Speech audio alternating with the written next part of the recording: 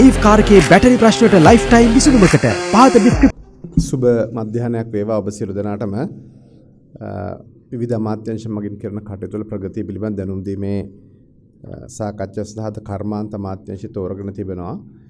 ඉතින් ඔබ සියලු දෙනාටම අපි ස්තුතිවන්ත වෙනවා මේ අවසර සම්බන්ධයෙන් පිළිබඳව. විශේෂයෙන්ම 2020 21 22 වසර තුනම ඇතරම ශ්‍රී ලංකාවේ කර්මාන්ත ක්ෂේත්‍රයේහි අර්බුදකාරී කාල සීමාවක් තිබුණු කාල සීමාවකට අපිට හඳුනා ගන්න පුළුවන්. ඒකට ප්‍රධාන හේතුව තමයි 20 21 වසරවලදී ඇතිවෙච්ච කොවිඩ් තත්ත්වය හමුවේ යම්කිසි නිෂේධනයක් ඇති වුණා. ඒත් එක්කම 2022 වසරේදී ආර්ථික අර්බුද හේතුවෙන් කිසියම් අපගමනයක් මේ ක්ෂේත්‍රවල බලපෑමට ඇති වුණා කියන කාරණේ සටහන් කරන්න සතුටුයි. හැබැයි සියලුම අභියෝග මැද 2022 වසරේදී ශ්‍රී ලංකාවේ කර්මාන්තකරුවන් කුඩා මධ්‍ය පරිමාණ ව්‍යවසායකින් ඇතුළු සෑම කෙනෙක්ම ශ්‍රී ලංකාවේ නිෂ්පාදනය වර්ධනය කරන්නට පුළුවන් උපරිම දායකත්වය ලබා දීලා තියෙනවා. ඒකට අපි ජාතිය ප්‍රණාමය හිමිවෙන්න අවශ්‍යයි. විශේෂයෙන්ම පිටරට වලින් බඩු ගෙනීමට අපහසු වෙච්ච කාලයක ආනයන සීමා පැනවලා තිබිච්ච වකවානුවක ශ්‍රී ලංකාවේ දේශීය නිෂ්පාදනය වැඩි දියුණු කරන්නටත් ඒ වගේම විශේෂයෙන්ම පසුගිය වසර තුළ අපනයනය වැඩි දියුණු කරන්නටත් ශ්‍රී ලංකාවේ කර්මාන්තකරුවන් දායකත්වය ලබා දීලා තියෙනවා. ඒ නිසා විශේෂයෙන් 2022 වසර තුලදී ශ්‍රී ලංකා ඉතිහාසයේ වැඩිම අපනයන ආදායම ඩොලර් බිලියන 13.1ක ප්‍රමාණයක් සටහන් කරන්න පුළුවන් වෙලා තිබෙනවා.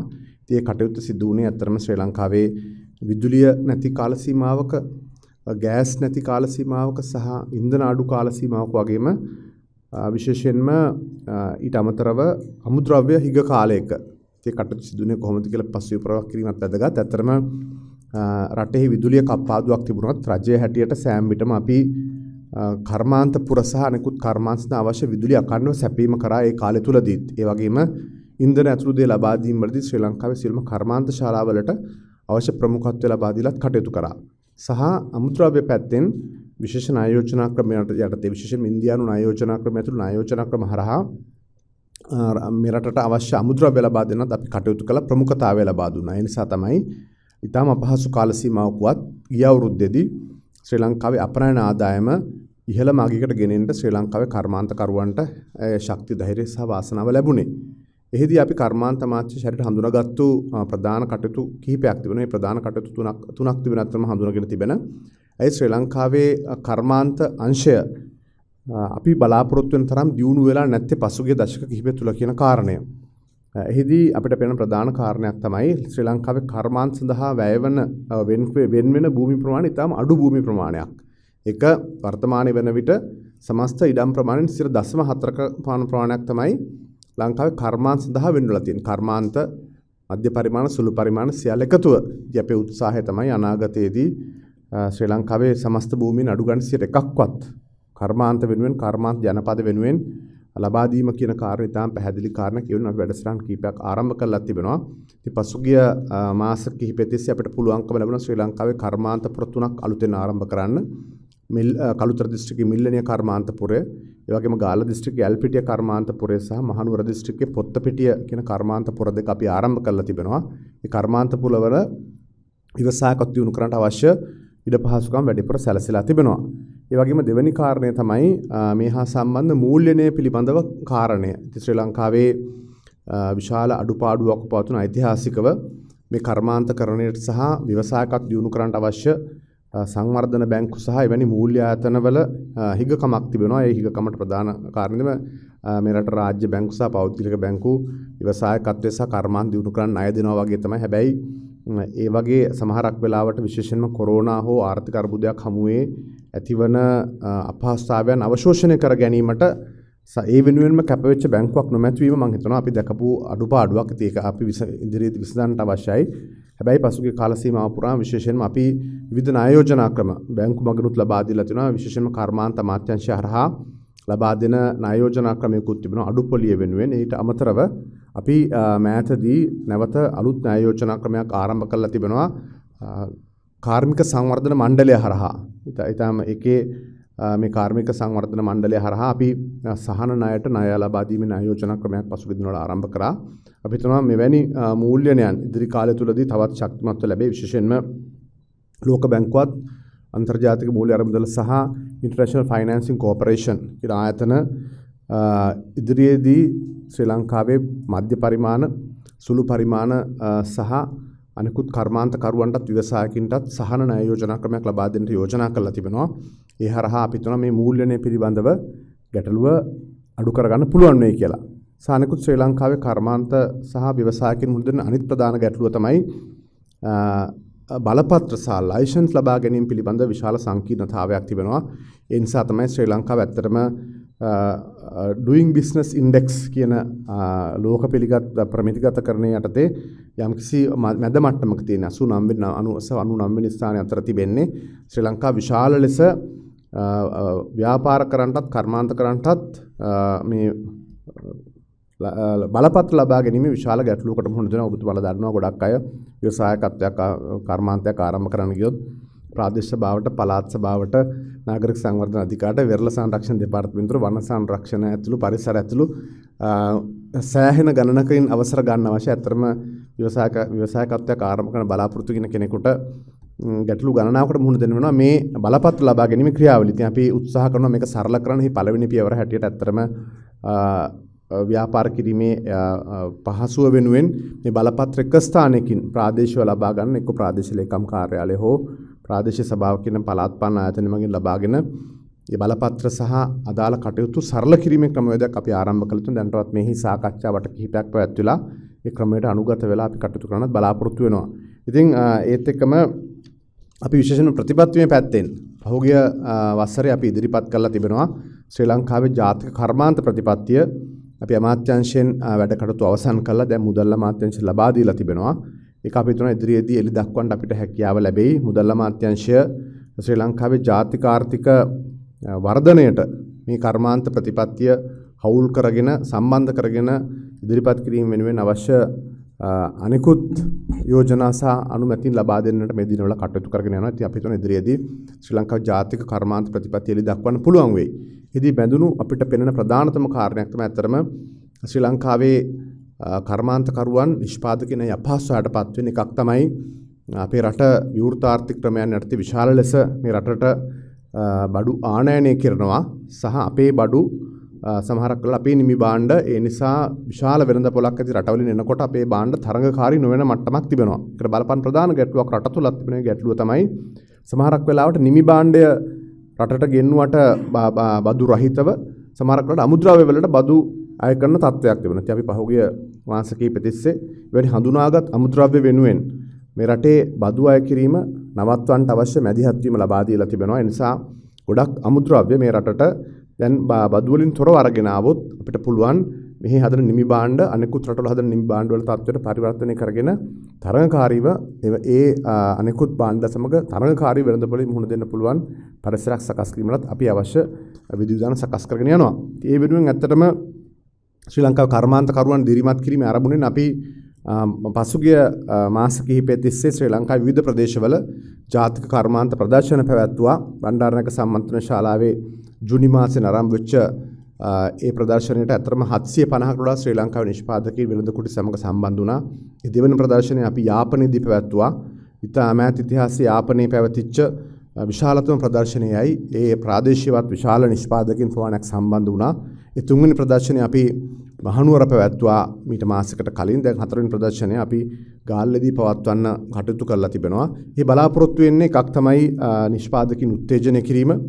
දෙකක් තමයි දෙවෙනි කාරණේ තමයි ජාලගත කිරීම කියන කාරණේ. තුන්වෙනි කාරණේ තමයි තෝරාගත් භාණ්ඩ අපනයන වෙළඳ පොළට ප්‍රවිෂ්ඨ කරවන්නේ කෙසේද කියන කාරණේ පිළිබඳව සලකා බැලීම. ඒ නිසා මේ කරුණු මේ ප්‍රදර්ශන තුනෙන් අපි ඉගෙනගත්තු පාඩම් සමග සහ සමාවෙන්න ව්‍යවසායකින් විසින් අපිට හඳුන්වලා දීපු ගුණාත්මක භාවයෙන් සහ තත්වයෙන් ඉහළ ශ්‍රී ලංකාවේ නිෂ්පාදන ජාත්‍යන්තර වෙළඳපොළ අරගෙන යන්නට අවශ්‍ය පසුතල සකස් කරනවා. ඒ වෙනුවෙන් විශේෂයෙන්ම කාර්මික සංවර්ධන මණ්ඩලය මෑතදීත් තෝරාගත් භාණ්ඩ සමග රුසියාවේ පැවැත්වෙච්ච ප්‍රදර්ශනයකට සම්බන්ධ වෙලා ව්‍යවසායකින් රට වලින් සම්බන්ධ කරගන්න කටයුතු කරනවා. ඒ වගේම ඉදිරි කාලය තුලදී අප්‍රිකානු රටවල සහ ඉන්දියාවේ ඇතුළු රටවල පැවැත්වෙන වෙළඳ ප්‍රදර්ශන වලට සම්බන්ධ වෙලා මේ රටේ දේශීය නිෂ්පාදකයන් උන්ට සශක්තියන රටවලට ගිහිල්ලා තමුන්ගේ භාණ්ඩ ප්‍රවර්ධනය කරගන්න බැරි වුණොත් අපේ කර්මාන්ත අමාත්‍යාංශයත් විදේශ කටයුතු අමාත්‍යාංශයත් ඒ වගේම අපනයන සංවර්ධන මණ්ඩලයත් එකතු වෙලා ඔවුන්ගේ බාණ්ඩ වෙළඳපොළට ගෙන යාමේ අපනයන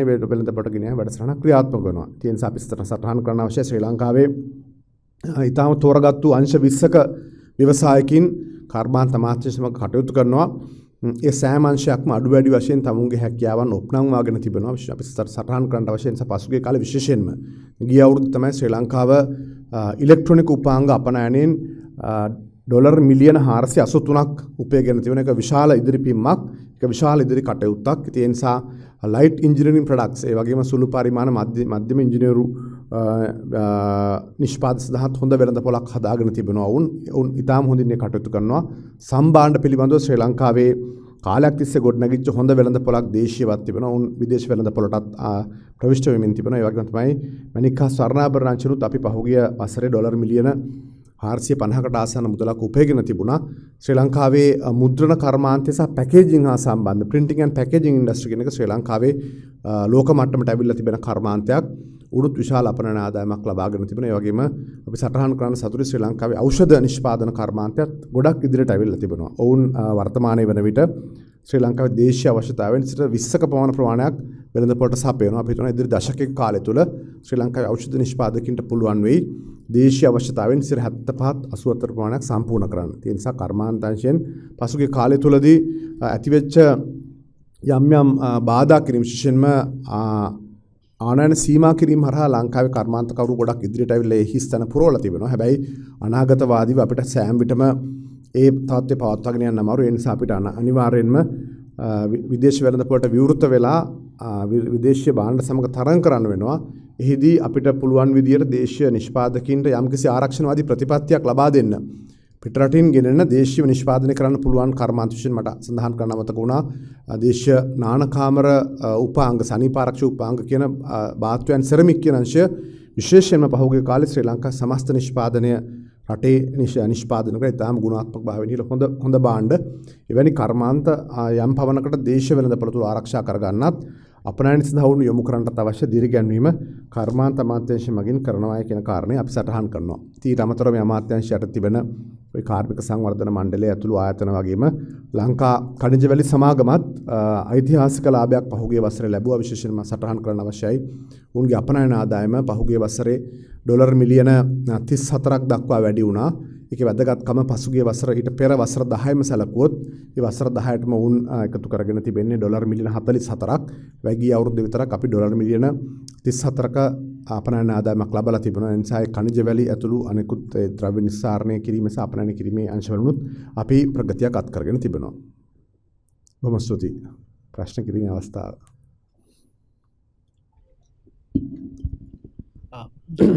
Minister, on the mining,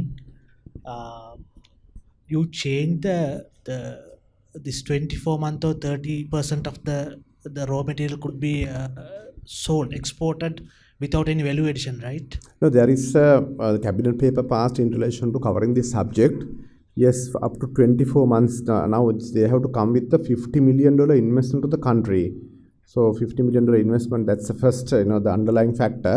They can come and invest in Sri Lanka, then they can export up to 2 years without value adding. After that, they have to go ahead with the value addition. So how many investors have come forward? Well, as at now, I don't have information at hand. This is from the finance ministry actually, and rather the Ministry of Investment Promotion. So I don't have offhand details as at now. And what are the foreign investments into the industries to come this year? Well, that question has to be checked with the Investment Promotion Ministry. But we have called, we are expecting to call for the request of proposals for the minerals and value addition, and also Lanka Cement Company, and also for upgrading of Valachini Paper Corporation, and also Paranthan Chemicals, and Kartaka Graphite. Those are the ones where we are seeking investment for the value addition and upgrading of the production. Any rough numbers in mind? Well, as at now, since we have not called for the proposals, I didn't get any proposals as such. Yeah. Any rough numbers? Estimation you're expecting? Well, that is once we call for the proposals, they have to come out with their suggestions as to what they intend to do with such companies and what's the value proposition and their investment. And in your address you said that the one of the key issues the industrialists are facing is the licensing. Yes. How have you relaxed the licensing so far, and what are the future process? Well, we have not relaxed as such, but we have now, say for an instance, for the registration of a business, sometimes you have to go to the local government authority, and for the business license, then you have to go to the AGS office. So start from that level, we need to simplify so that the people can get their license from one particular institution rather than going to two to three agencies. But it's not relaxed as at now. So the environmental, if the environment license have to be obtained, they have to still take it. But we try to simplify like a single window opportunity on the long run. It's not implemented as yet.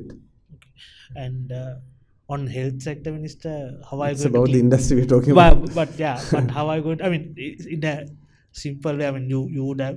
It's only just 2-3 days. But what's the basic idea you have got on?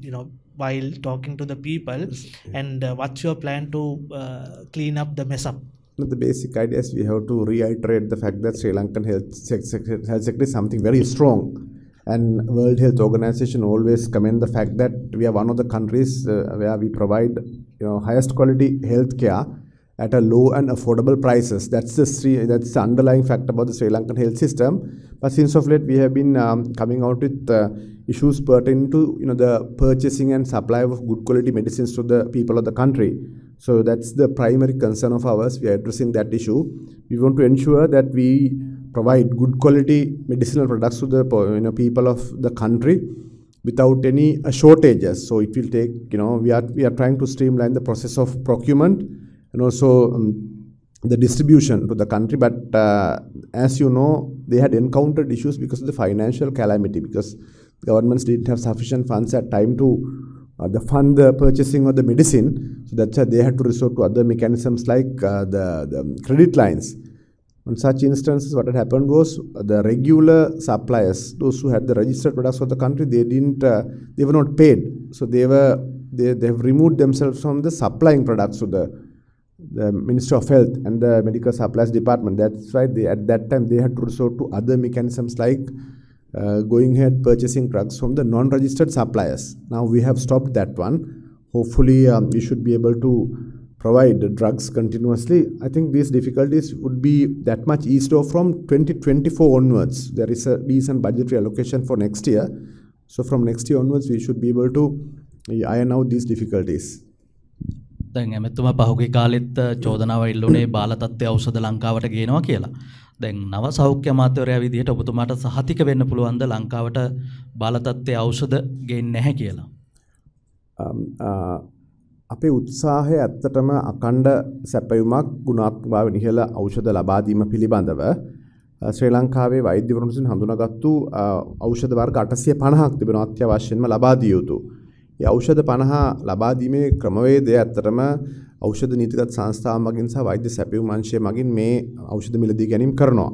මේ මිලදී ගැනීම ක්‍රමවේදයේදී ඉතිහාසය පුරාම තිබුණු ක්‍රමය තමයි ලංකාවේ ලියාපදිංචි ඖෂධයක්. ලියාපදිංචියෙන් පසුව මේ ඖෂධ රටට ගෙන්වීමේදී ටෙන්ඩර් ප්‍රදානයෙන් පසුව ගෙන එන බෙහෙත් ගෙන එීමේදී සෑම විටම ලංකාවේ පරීක්ෂණයකට ලක් කරලා අතුලට ගන්න ක්‍රමවේදයක් නැහැ. ඒකට හේතු එකක් තමයි ලංකාවේ ඖෂධ නියාමන අධිකාරියස්තුව එවැනි පහසුකම් නැහැ. ඒකට ගොඩක් වෙලාවට ලියාපදිංචියේදී තමයි එවැනි තත්වයක් පරීක්ෂණය කිරීමක් කරන්නේ. හැබැයි එන සෑම එකක්ම certificate of analysis ඔවුන් ඒක එහෙදී තත්ත්ව පරීක්ෂණයට ලක් කළේ සහතිකයේ සමග තමයි ලංකාවට එවලා තියෙන. ඉතිහාසය පුරාම එහෙමයි. ඉතින් අපි මේ ගැටලුව වැඩිපුරම මතුවලා තියෙන විශේෂයෙන්ම ලියාපදිංචි නොමැති ඖෂධ ලංකාවට ගෙනන්න සිදුවීම නිසා ඒක සිදු වෙලා තියෙන්නේ. ඔබ මම කලින් කිව්වා වගේ ගෙවීම් කරලා නැහැ සමහරක් ලියාපදිංචි සහ සැපයුම් කරුවන්ට. ඉතින් ගෙවීම් දැන් ගොඩක් වෙලාවට කරගෙන ගිහිල්ලා තියෙනවා. ඒකට ප්‍රමුඛත්වය ලබා දීලා තියෙනවා. ඒ නිසා ඉදිරි කාලය තුලදී අපිට ගොඩක් වෙලාවට අපි ලියාපදිංචි කරපු ඖෂධ තමයි ගේන්න අපිට කටයුතු කරන්න සිදු වෙන්නේ. හැබැයි පහුගිය කාලේ ලියාපදිංචි නොකර ඖෂධ මිලදී ගෙනත් වෙන වගේ ප්‍රදානිනුත් ගොඩක් ලැබිලා තියෙනවා රටට. ඉතින් ප්‍රදානයන් ආපු ඒවත් ගොඩක් තියෙනවා. ඒවා ඉතින් සද්භාවයෙන් කරපු කටයුතු සමහරක් දේවල් නමුත් අවාසනාවකට වගේ සමහර ප්‍රතික්‍රියා ඇති වෙලා තිබෙනවා. සද්භාවයෙන් කරපු කටයුතු වගේම සද්භාවයෙන් නොකරපු කටයුතුත් වෙන. ඉතින් අපිට පුළුවන් වෙන්නේ එකක් ක්‍රමවේදය සකස් කිරීම සහ අනෙක් එක විවිධ කටයුතු සිදු කරන පරීක්ෂණත් මේ සම්බන්ධයෙන් ඒ අනුව කටයුතු කරන්න තමයි පුළුවන් වෙන්නේ. ඉතින් අපිට අවශ්‍යයි අපේ උපරිම බලාපොරොත්තුව අපේ පැතුම රට ජනතාවට බාධාවකින් තොර අඛණ්ඩ ගුණාත්මකතාවයෙන් ඉහළ ඖෂධ ලබා දීම. දැන් ඔබතුමාට සෞඛ්‍ය අමාත්‍යාංශය ලබා දීම සම්බන්ධයෙන් ශ්‍රී ලංකා පොදුජන පෙරමුණ ඉන්නේ කොයි වගේ මතකද? දැන් මම දැක්කා නාමල් රාජපක්ෂ මන්ත්‍රීතුමා ඊට පස්සේ පොදුජන පෙරමුණේ මහලේකම්තුමා මේ සම්බන්ධයෙන් විවිධ ප්‍රකාශ නිකුත් කරලා තිබුණා. ඔබතුමාගේ මතය මොකක්ද ඒ සම්බන්ධයෙන්? මම හිතන්නේ මේ ඇමති ධුරවලට පත් කිරීම ජනාධිපතිතුමාගේ තීන්දුවක්. ඒ තීන්දුව අනුව තමයි අපි කටයුතු කරන්නේ. යරණ මම මුකුත් දන්නේ නැහැ. Two questions. Mr. How much does the health sector oversupply us at the moment? As at now, in total, outstanding amount is nearly 31 billion. And the other question is, what do you propose to do to prevent doctors from leaving the country? Well, it's a multifaceted kind of a question. I prefer that if you ask something about the industrial sector, actually, we have a separate press conference for health the next time. So actually, it's a multifaceted approach. Actually, it's primarily because of the economic issue that we encountered last year, and with that, they went through this fuel shortages and electricity cuts and all that. So, it's multifaceted. Their transportation, their requirement, they seek for salary hikes, other allowances, and also the placement. They have the medical doctors and also the different organizations have given us their requirements. So we discuss with them and try and see how best we could curtail that one. So economic issue, yes, we have to embrace that, all the Sri Lankans, not only the medical doctors, all the other professionals also go through these difficulties. So we request them to, to bear with us, with the country for some time. Possibly things would become better in 2024. Minister, ඔබතුමා plantation industries minister හැටියට කටයුතු කරනකොට තමයි වතුකම්කරු ජනතාවගේ ඉඩම් අයිතිය ගැන cabinet පත්‍රිකාවක් submit කරා.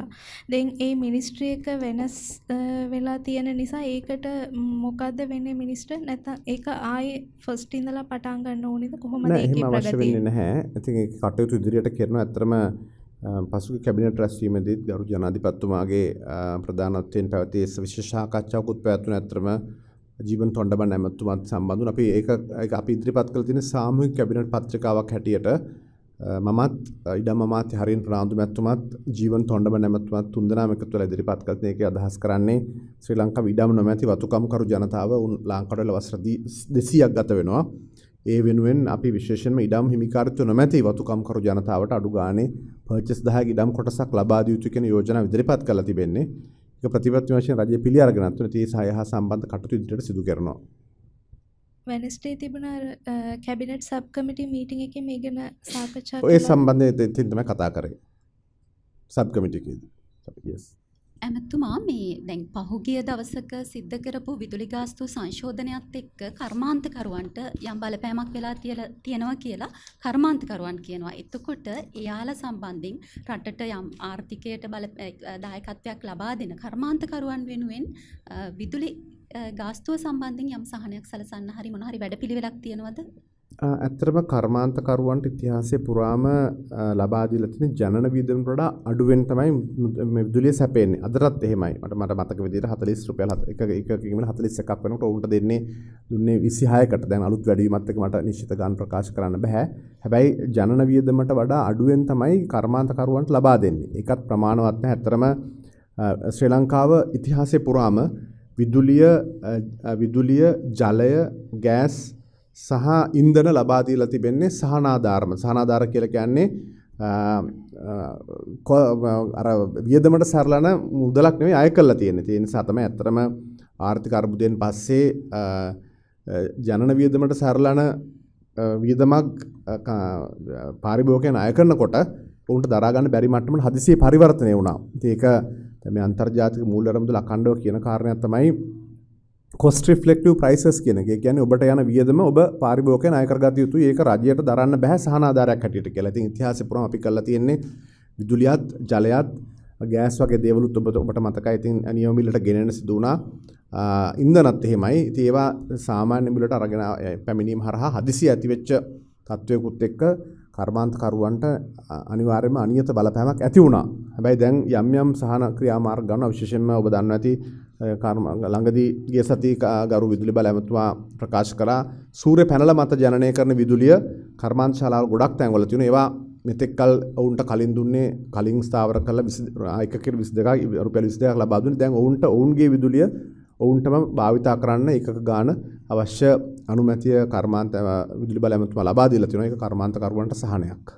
ඇමතුමා දැන් සහ ඒක සම්බන්ධ දෙවෙනි කාරණය තමයි එතකොට cost reflective prices මේ වියදමට අදාළ ජනන වියදම පාරිභෝගිකයන් අරගන්න ගියාම මේක ගැටලුවක්. ඉතින් ඒකට හේතුව මොකද්ද? ඒකට පූර්විකා පසුතලයේ තමයි ශ්‍රී ලංකාව ජනන වියදම අඩු කරන්න වැදගත් කටයුතු පහුගිය අවුරුදු 5-6 සිදු වෙලා නැහැ කියන එක. ඇත්තට නොරොච්චෝල තාප විදුලි බලාගාරයෙන් පසුව විදුලි බලාගාරය දී වෙලත් නැහැ. පුනර්ජනනීය බල ශක්තිය පද්ධතියට කරන විශාල බාධාවක් තිබුණේ. ඒ බාධාව තමයි කාංචන විජේසර ඇමතුමා අලුත් පනතකින් ඉවත් කළේ. ඒ පුනර්ජනනීය බල ශක්තිය ක්‍රමානුකූලව ලංකාවේ පද්ධතියට එකතු වෙනකොට ජනන වියදම අඩු වෙයි. ඉතින් අපි හිතනවා ප්‍රතිඵල ඉදිරි කාලෙදී ලැබිලා යම් පමණකට මේක අඩු කරගන්න පුළුවන් වෙයි කියලා.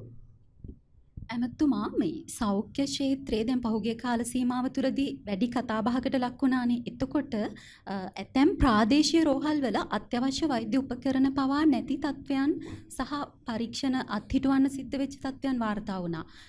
දැන් ඒ තියෙන ඖෂධ හිඟයට වෛද්‍ය උපකරණ හිඟයට ඔබතුමා අලුත් සෞඛ්‍ය ඇමතුමා විදියට මොන වගේ වැඩපිළිවෙලක්ද මේ දෙකම ආමන්ත්‍රණය කරන්න අවශ්‍යයි. ඇත්තටම උපකරණ හිගයකුත් තිබෙනවා. ඉතින් අපි දෙකම ක්‍රමානුකූලව ආමන්ත්‍රණය කරමින් ඉඳන් ඒ සම්බන්ධයෙන් අපි ඊයේත් මුදල් අමාත්‍යාංශයේ සාකච්ඡාවක් පැවැත්වුවා ගරු ශහාන් සේමසිංහ ඇමතුමා සමග. ඉතින් ඔවුන් ඇත්තටම මුදල් අමාත්‍යාංශයත් ඉහළින්ම ප්‍රමුඛතාවය දෙන අංශයක් සෞඛ්‍ය අංශය. ඒ නිසා ඔවුන්ට ලැබෙන ප්‍රතිපාදන අනුව මේ එකතු වෙන අරමුදල් අනුව ඒකවද අරමුදලට සහ ලැබෙන ප්‍රතිපාදනයන් අනුව බදු එකතු කිරීම ඇතුළු දේවලින් ඔවුන් සෞඛ්‍ය ශාස්ත්‍රයේ මූලික කරවලා තිබෙනවා. ඒ නිසා අපි හිතනවා ලබන වසර වෙනකොට 2024 දී කොහොමත් අපිට මීට වඩා අනිවාර්යයෙන්ම යහපත් තත්ත්වයක් ඇති කරගන්න පුළුවන් වෙයි කියලා. Nissan Leaf බැටරියේ ආයු කාලයත් දුවන දුරත් දෙගුණ කර දෙන එකම තැන Leaf House.